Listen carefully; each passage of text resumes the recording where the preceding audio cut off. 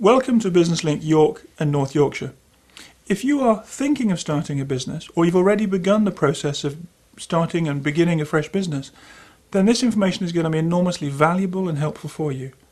I'm very fortunate today to be in the company of Duncan Lewis, who is a startup business advisor with Business Link York and North Yorkshire, and he has more than 10 years of experience of helping literally hundreds of businesses like your own to grow and to develop beyond their startup stage. As an organisation, Business Link York and North Yorkshire now has more local support and resources than ever before to help you with your fresh or start-up business to take it to the next level. Come and have a look at our website, www.hereforbusiness.co.uk, where the 4 is a number in the middle of that phrase. We have great resources that you can access immediately to take your business to the next level. Having a great business idea is such an important aspect of becoming an entrepreneur and launching your own venture. But I understand, Duncan, that people have got to have more than that eureka moment when they get excited and they say, oh, I want to put a business together. What should they start thinking about at that stage?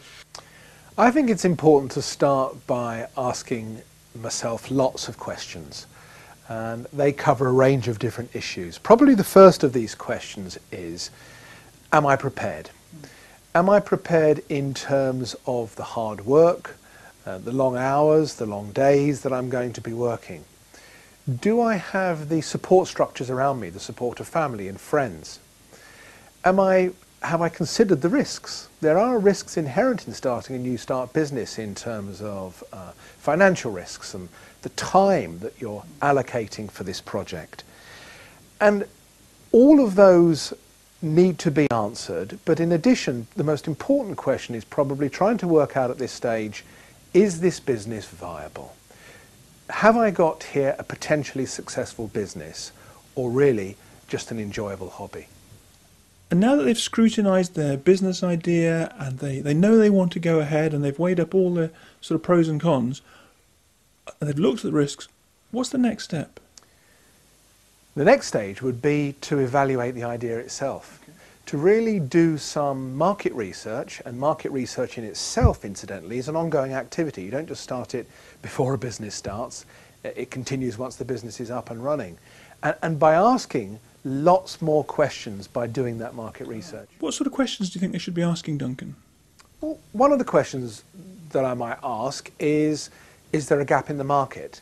Now, it's not essential to answer that question because you could have many other competitors. I sometimes say to my clients, if they say that they've identified a gap in the market, I would answer that by saying, is there a market in the gap? It doesn't automatically follow. But the research should try to answer such questions as looking at your potential customers. Who are they? Looking at your existing competitors and looking at aspects like pricing. All those are very, very important at this early stage to try and get the answers to. How can somebody access further support and guidance on getting started from Business Link York and North Yorkshire? Yeah, we can give a huge amount of information, and there's an enormous number of resources available. And just one of them is looking at the workshops and seminars that we offer. There is, in fact, a more in-depth Getting Ready for Business workshop, which you can access, for example, by calling the Information Centre on 01904 686 000. Once somebody's done their research and they're convinced that the idea is going to be viable and it's going to work for them, is it time now to get the show on the road? And if it is, where on earth do they start the process? I think they have to choose a business name, and a business name really is a priority. The advice here to give at this stage would be to choose something clear and relevant to the business, ideally unique. And of course, if they're going to have a website, which is increasingly popular now, the domain name has to be unique. But again, it's doing all the necessary research in some of the obvious places to look at who has what name and what name is available. And I understand there's a different sort of trading status that a business can adopt. Perhaps you can explain that to me in a little bit more detail. Yes, before you commence trading, you have to adopt what's called a trading status. Now, there are many different types of trading status. I think it's fair to say that probably 4 of the most common types would be sole trader, partnership, limited company, and limited liability partnership. And each one of those has their own sort of pros and cons. You need to look into that and decide which one is most appropriate for your business. And at this stage in the game, Duncan, are there any other cost implications that a fresh start business should be considering about where they go?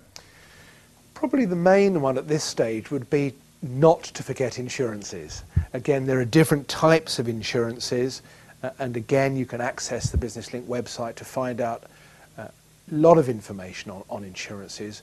But because there are a range, there's too many to talk about now, but that's a cost implication already for a startup business. And who do people need to register their businesses with in terms of their trading status or getting started?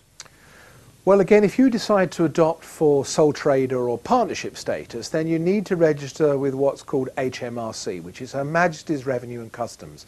And you have a 3-month window in which to register your business. If, of course, you're a limited company or a limited liability partnership, then it's important that you register with Companies House in London.